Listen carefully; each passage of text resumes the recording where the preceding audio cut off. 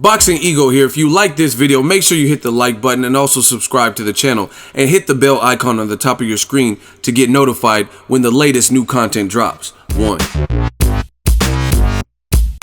Canelo Alvarez could be facing a minimum 1-year suspension for a failed Clenbuterol test. Stay tuned. What up, fight world? It's your boy Ego, and I'm back with some more boxing. Make sure you smash the like button. Also subscribe to the channel for the latest and greatest in boxing. If you want to become part of the gang notification gang, please hit the bell icon. Shout out to the super chat channel donations, the Venmo donations, and the Patreon family. We working. May 5th is looking pretty grim. When they first broke the news of Canelo failing 2 drug tests, I was like, oh, the fight will still happen. There's a lot of money in the fight. But as we get closer, this might not be going down because you have to look at the time frames. Canelo was supposed to have a hearing on April 10th. They moved it to April 18th. And the fight's going to happen 2.5 weeks after that on May 5th. So it's looking pretty grim again, as I mentioned. Another big indication of the fight might be canceled with Canelo Golovkin is the fact that the Nevada State Athletic Commission filed a drug complaint against Canelo. It's an 8-page affidavit, or whatever you want to call it, 8-page document, and it's an official complaint.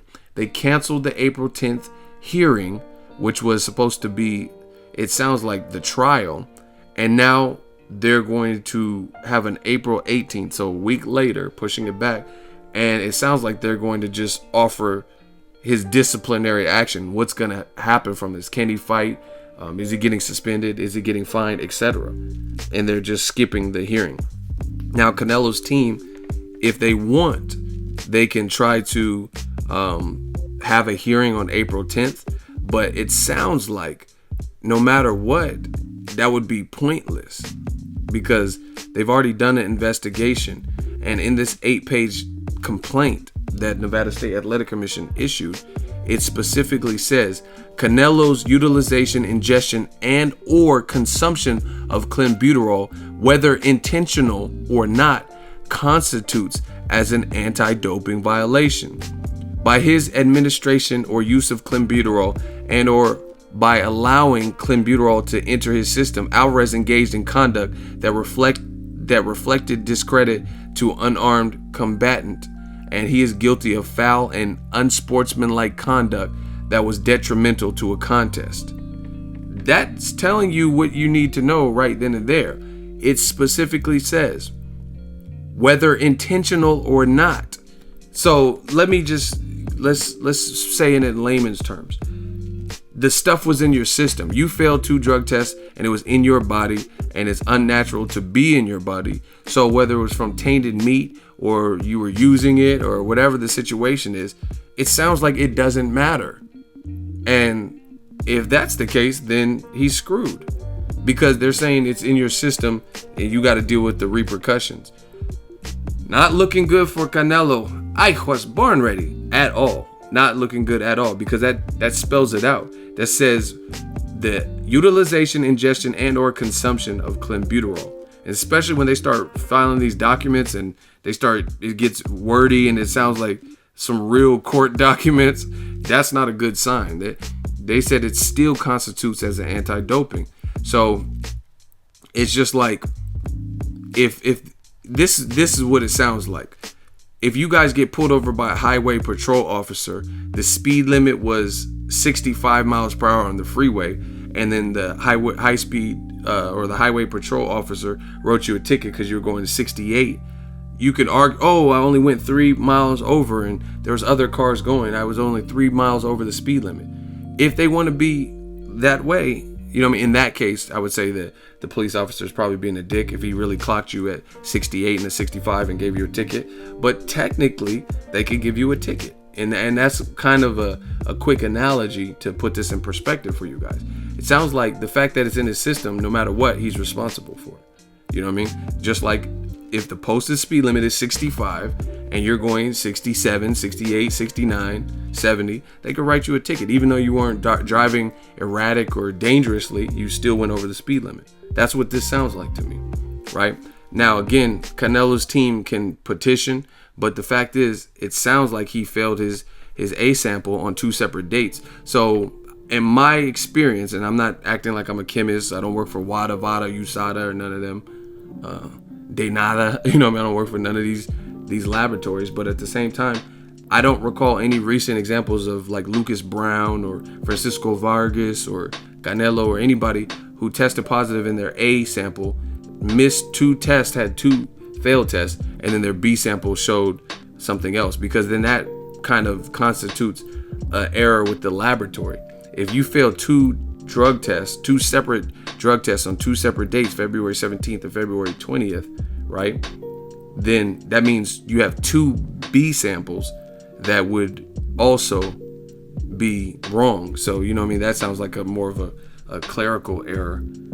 And, you know what I mean? So I haven't really seen that where the B samples if you fail 2 tests on 2 separate dates, then I doubt both B samples don't show clenbuterol in it. So it sounds like Canelo's kind of screwed either way. Triple G, feel bad for the guy. I don't know who he's going to fight. I heard that Golden Boy was already trying to make a fight with Spike O'Sullivan, who beat Antoine Douglas, and they were trying to make that like as a replacement for Golovkin. No disrespect to Spike O'Sullivan, he did his thing with Antoine Douglas, but that is not the fight. You know what I mean? I'd rather see Derevyanchenko, because at least you're taking care of a mandatory, and you know what I mean, he's been getting some good stoppages, and it's a mandatory. Demetrius Andrade, he said it would be an honor to replace Canelo and share the ring with Gennady Golovkin. That's a much better name. Again, no disrespect to Spike O'Sullivan. I give him props if he were to be willing to take a Golovkin fight kind of on last minute notice when he was going to fight someone a lot lesser.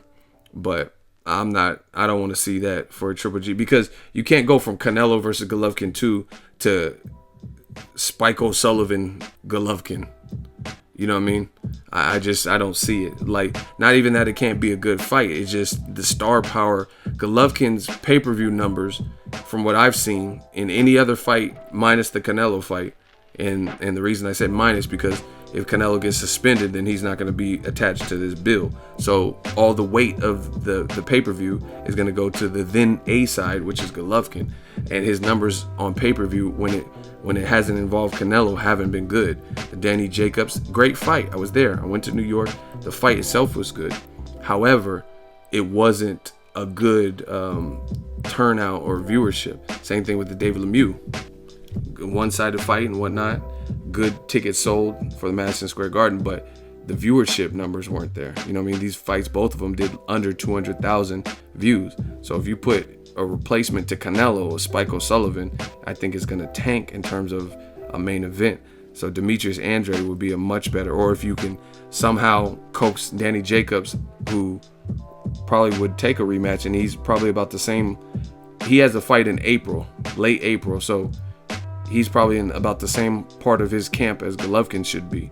So that would be a hell of a save if they could do something like that. Just like how PBC and Showtime saved Broner versus Omar Figueroa main event and then replaced it with Jesse Vargas. If they can get pulled Danny Jacobs and then, you know what I mean, pay Zaleski some step aside money and, like, you know what I mean, maybe promise him a fight on the undercard or whatever they have to do to appease him for wasting his time, that would be a hell of a save. Golovkin versus Jacobs 2 in Las Vegas. And again, they both should be about the same point in their training. But not a good look, people. Not a good look at all.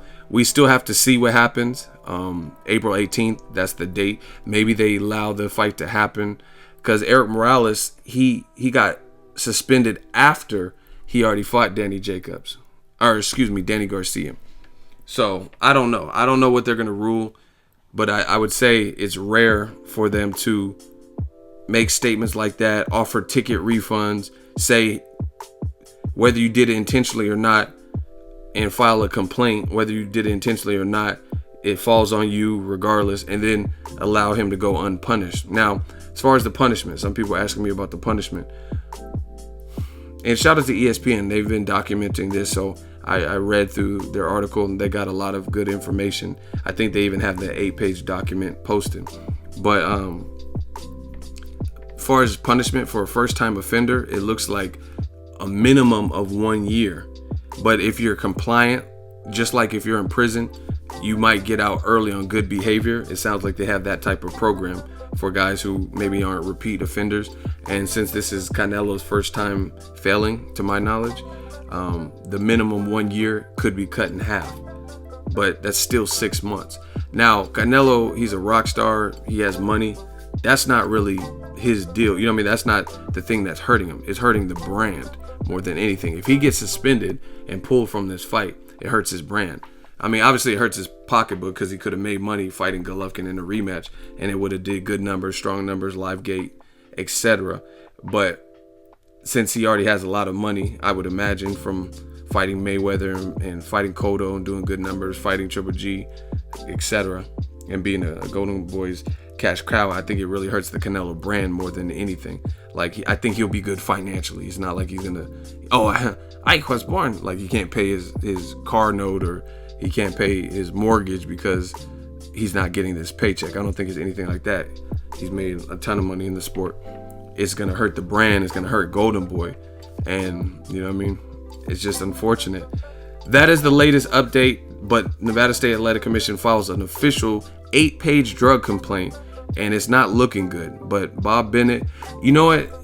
I can't say I seen this coming because I thought they would push the fight through.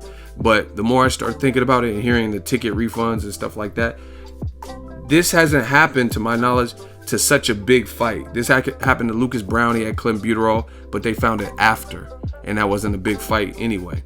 Against Shagave or whatever his name is. It happened to Francisco Vargas, Orlando Salido, a fan-friendly fight, but it wasn't a huge fight. So I think the pressure's on Nevada State Athletic Commission because it's such a big fight, and now they're forced to make that tough decision and be like, no leniency, because we got to make an example. We got to set the right example for boxing. If we take this high-profile fight and have a ton of people pissed, because I've seen it in the comment section, fans are like, cancel the fight. As soon as Canelo failed, they're like, that's unfair. If Golovkin would have failed, they would have canceled. They canceled the fight. So I think the Nevada State Athletic Commission, Canelo failing for whatever reason, kind of forced their hand, where they have to use this as a lesson to big stars that, hey, no matter how much money you generate for the sport, no matter who you are, no matter if you have red hair, these things can't go unpunished. You know what I mean? So it's just unfortunate that Canelo has such a big name that now he has to be, I don't know whether he purposefully ingested Clenbuterol to give himself some kind of advantage. There's things that support that, but maybe it is tainted meat. But it's unfortunate that Canelo has so much star power that how they handle it, since he's such a big star, is really important, you know what I mean, for boxing. And I think that's what the Nevada State Athletic Commission is probably going to make him into an example. Like, we don't care who you are, and they're just going to set that tone. Because if you start breaking the rules and allowing for Clenbuterol and shit, with the boxing's biggest star since Mayweather left, right? You know what I mean? Him or Anthony Joshua, they're the biggest stars. So if you allow for it and allow the fight to continue, then they're going to be like, oh, that sets a bad example for the rest of the fight world, the rest of the fight game, because people will be like, oh, hey, Canelo used it. So I think they're really just trying to get it right and show no leniency and no mercy. Just be like, hey, we don't care that you're Canelo. You shouldn't have had that in your system. So just my thoughts. The whole thing sounds pretty fucked up. And even if they approve him to fight, like I said yesterday in the video, April 18th, and there's been no HBO push, no promotion, this shit sounds like it's getting canceled. And I was one of the first people that said, I don't think it's going to get canceled. But just look at it. Look at how everything's leading. Your hearing got pushed back from April 10th to April 18th. HBO hasn't marketed this fight. MGM Resorts is offering full refunds for customers who ask. You know what I mean? Already, before the hearing. So everything is actually leading towards this fight. Nevada State Athletic Commission files an official 8-page drug complaint.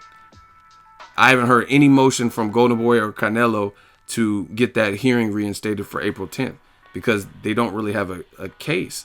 This stuff was in your system. We already heard your explanation as to why, but the paperwork from Nevada State Athletic Commission says it doesn't matter. It was in your system. Whether it was from tainted meat or whatever, you're responsible. Period. Let me know your thoughts. Drop in the comment section. Make sure you smash the like button. As always, hate, comment, and subscribe. Till next video is Ego. So if you enjoyed this video and want more content like this on the channel, you can show your appreciation by going to the PayPal donate button or the YouTube support button. And you can donate any amount that you feel is equivalent to the value of this video. Much more to come. Thank you guys for your support. Boxing Ego, the future of boxing.